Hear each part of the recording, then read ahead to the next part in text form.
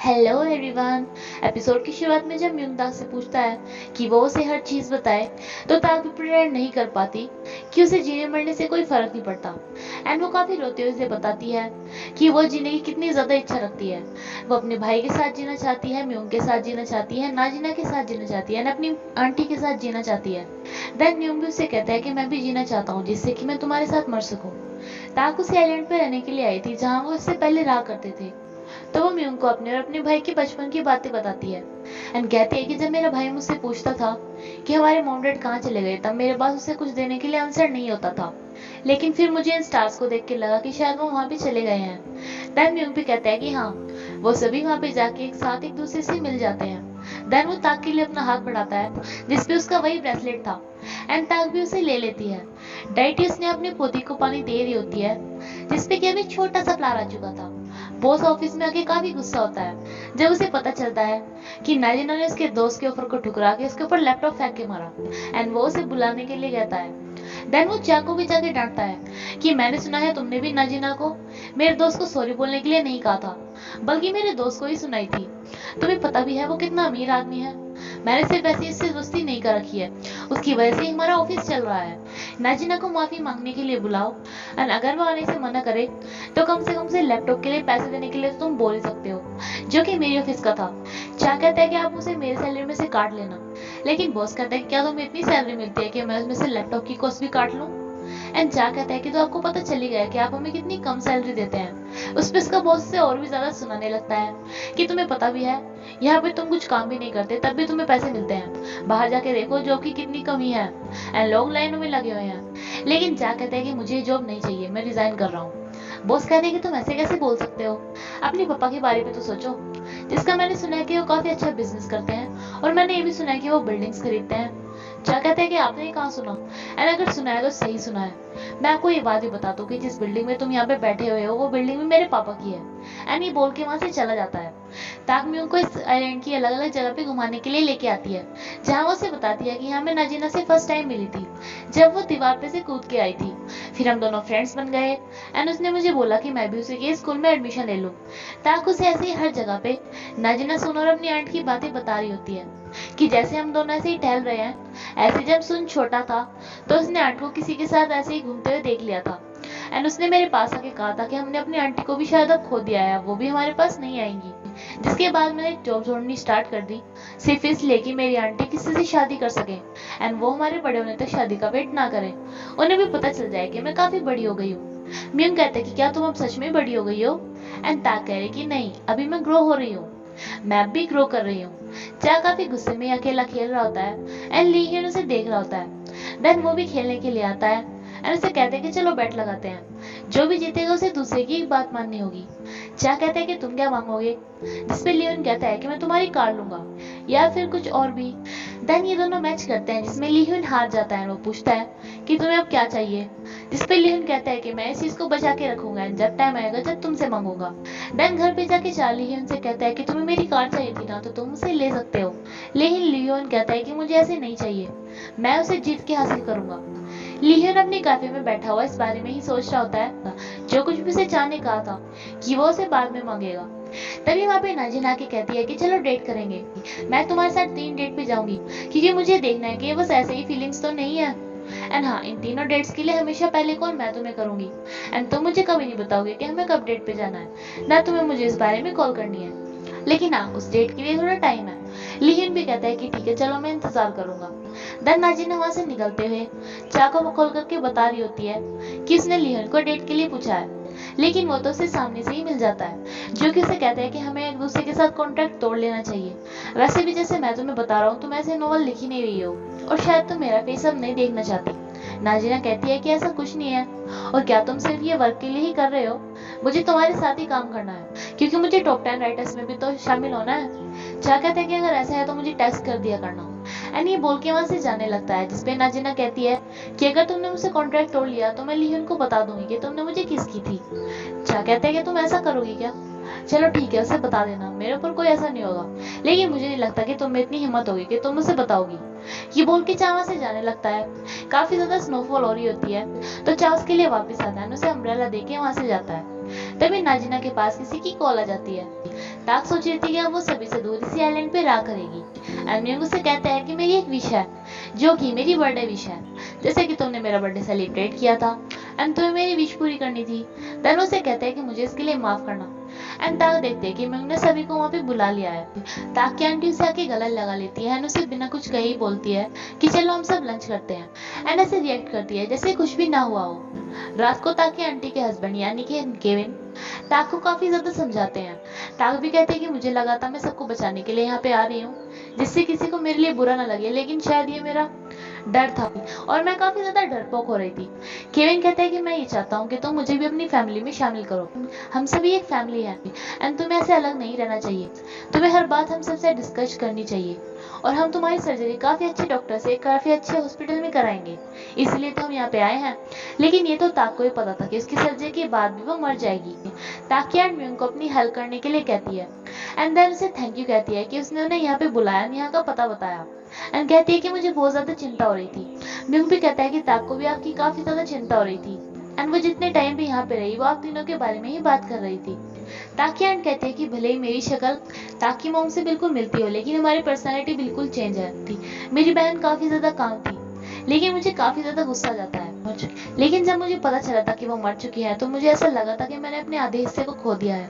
तब मैंने ताक की देखरेख करना स्टार्ट कर दिया, लेकिन वो कभी भी ऐसे ही गायब हो जाया करती थी एंड वहाँ पे बीच पे जाके बैठ जाया करती थी, जिस टाइम पे मुझे काफी बुरा लगता था कि वो वहाँ पे ऐसे बैठ जाती है जैसे कि उसका कोई घर ही नहीं है। लेकिन म्यूंग कहता है कि शायद मुझे लगता है कि उसका घर है और वो यही है, तभी तो वो सब कुछ छोड़ के यहाँ पे चली आई।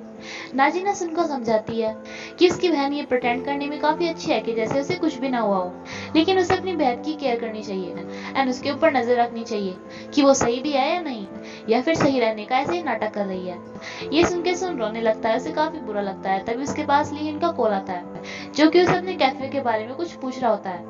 देन नाजिना को जाके पता चलता है कि वो भी इस कैफे में काम करता है। उसे कहती है कि तुम्हें पता है वो लड़का भी कैफे में काम करता है जिसे मैं इतने दिनों से मारना चाहती थी, लेकिन अब जब वो मुझे मिल गया है तो मुझे उसे मारने का मन ही नहीं कर रहा है, लेकिन मुझे तो अब एक और लड़के को मारना है और तुम्हें पता है वो दोनों एक साथ ही रहते हैं।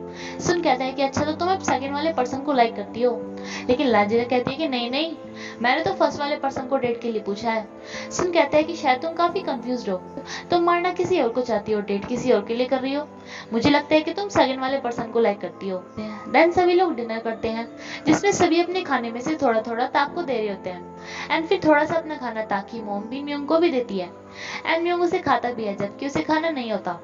ताक नाजिना को कहते हैं कि मुझे लगा था कि मैं तुम सभी से दूर रह के काफी खुश रहूंगी, लेकिन जब मैं यहाँ पे आई तो मुझे जब तो हमेशा तुम्हारी ही याद आई एंड मुझे पता चला कि मैं तुम सबके बिना नहीं रह सकती।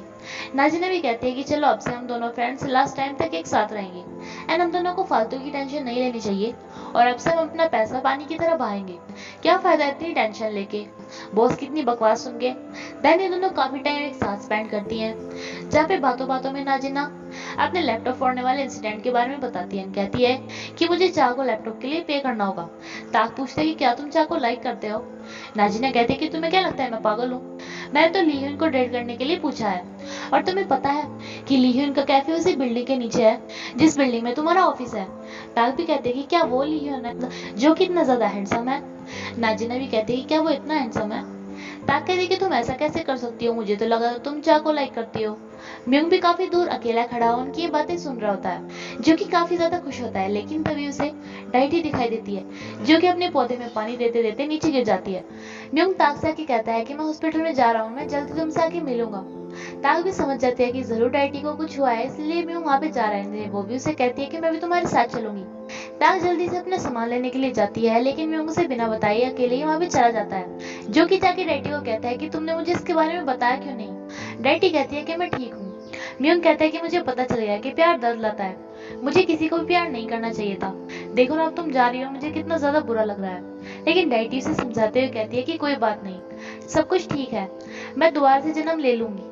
डाइटीज तो होती हैं ह्यूमैनिटी को प्रोटेक्ट करने के लिए, उनका यही तो काम होता है। इस सब के बाद जब म्यूंग बाहर आता है तब तक ताक भी वहां पर पहुंच गई थी जो कि म्यूंग को कंफर्ट करते हुए कहती है कि जैसे तुम मुझे कंसोल करते हो वैसे आज मैं तुम्हारे कंसोल करने के लिए आई हूँ। म्यूंग ताक को बताता है कि अब डाइटी के पास ज्यादा टाइम नहीं है। तभी यहाँ पे हम एक लेडी और उसके बच्चे को देखते हैं, इसे म्यूंग भी देख रहा होता है। उस बच्चे को आगे कार टक्कर मारने वाली होती है कि म्यूंग उसे आगे बचा लेता है। एंड म्यूंग जब वापस आता है तो ताक उससे पूछते हैं कि क्या तुम्हें ये सब करना भी अलाउड है, क्या तुम किसी की जान बचा सकते हो। म्यूंग कहते हैं कि नहीं, मैं इस चीज के लिए अलाउड नहीं हूँ, मैं इसमें कोई भी हेल्प नहीं कर सकता जैसे कि तुम सोच रही हो। मुझे कभी कभी लोगों पे दया आती है, उन पे काफी प्यार भी आता है। एंड तब मुझे पता चलता है कि डैडी क्यों हमें उनसे इतना प्यार करती है। तभी ताक के पास उसकी बॉस की कॉल आती है जो कि उसे ऑफिस में बुलाता है। एंड ऑफिस पहुंचने पर कहता है कि चलो मुझे फॉलो करो। उसके सारे कलीग्स भी सोच रहे होते हैं कि पता नहीं बॉस क्या करेगा, लेकिन बॉस तो उसके पास जाता है ना, उसके पैरों में पड़ जाता है एंड कहता है कि प्लीज मेरी एक बार तो हेल्प करो। जब से तुम और चांद मुझे छोड़ के गए हैं, कोई भी राइटर यहाँ पे काम ही नहीं कर रहा है। तुमने जॉब छोड़ दी, इसका मतलब तो मुझे पता है कि तुम बीमार हो, लेकिन चांद ने जॉब क्यों छोड़ दी एंड वो वापस भी नहीं आ रहा है, प्लीज उसे मेरे लिए मनाओ ना। ताक पहले तो मना करती है, लेकिन वो इतना ज्यादा इंसिस्ट कर रहा होता है कि वो उसे मानना ही पड़ता है। चांद अपने डैड से पैसे मांग रहा होता है कि उसे भी अपने एक बिजनेस चलाना है, उसे अपनी खुद की एक कंपनी खोलनी है, जिसमें उसके पापा कहते हैं कि ठीक है मैं दे तो दूंगा, लेकिन तुम्हें वो पैसे मुझे वापस करने होंगे विद इंटरेस्ट। एंड चा मान जाता है। चा को ताक कॉल करती है कि उसे उससे मिलना है, वो उसे फिर मिलने के लिए आती है, जो कि उसके बड़े से घर को देखती ही रह जाती है। एंड कहती है कि अच्छा आज मुझे पता चला कि तुम या तो सबसे लेट या फिर सबसे पहले अपने ऑफिस से क्यों निकलते थे। ये दुनिया भी कितनी डरावनी है, आजकल के टाइम पे किसी पे ट्रस्ट नहीं करना चाहिए, सभी सिगरेट से भरे हुए हैं। तो क्या वो बिल्डिंग के बेसमेंट में जो कार है वो भी तुम्हारी ही है। चा कहता है कि हाँ। देन ताक कहते हैं कि क्या तुम्हारे पापा ने इस बिल्डिंग की तरह और भी काफी सारी बिल्डिंग खरीद रखी है। चा कहता है कि हाँ। ताक कहती है कि अगर ऐसा है तो तुम हमारी ऑफिस में क्यों काम कर रहे थे, वो भी इतने से पैसों के लिए। चा कहते हैं कि बस वो मेरे घर से काफी पास था, इसलिए मैंने सोचा वहीं पे जॉब कर लूं। ताक कहते हैं कि तुमने वो जॉब की छोड़ दी, क्या इसलिए कि बॉस ने नाजिना को डांटा था। चा कहता है कि ऐसा कुछ नहीं है, मैं अपनी खुद की कंपनी खोलने वाला हूँ एंड तुम भी जल्दी से सर्जरी करा लो एंड ठीक हो जाओ, क्योंकि तुम्हें इसमें जॉब करनी है और इसलिए मैंने भी तुमसे मिला। ताक कहती है कि ऐसा है क्या, देख लेना मैं तुमसे बहुत ज्यादा सैलरी लूंगी। सुन ली के उनसे बात कर रहा होता है कि वहां पे ताक आती है एंड सुन ली उनको बताता है कि वो उसकी बहन है, जिसपे लिखन ताक के भाई की काफी तारीफ करते हुए कहता है कि काफी अच्छा वर्कर है। एंड ताक उसे देख के सोच रही होती है कि मैंने ये रियलाइज कैसे नहीं किया। देन वो लिक्यून से कहती है कि मैंने सुना है आप काफी अच्छी स्विमिंग करते हो। लिक्यून कहते हैं कि हाँ आपको कैसे पता। ताक कहते हैं कि फिर तो आपके लिए काफी आसान होगा एकदम से सबमर्ज हो जाना, एकदम से गायब हो जाना, है ना। लिक्यून कहते हैं कि हाँ ये तो डरपोक लोग करते हैं, ऐसा तो कुछ नहीं है।